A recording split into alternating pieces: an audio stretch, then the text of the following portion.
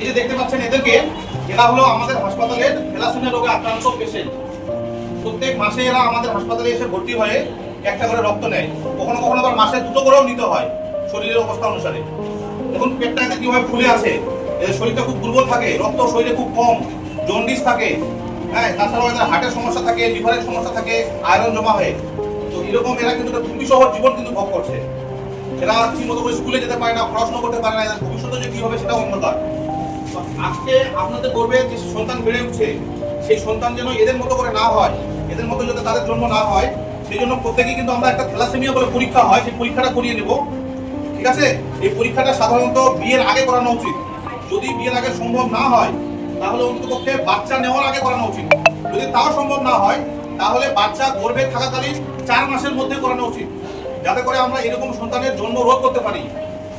তাহলে আমরা সবাই করবো এই পরীক্ষা।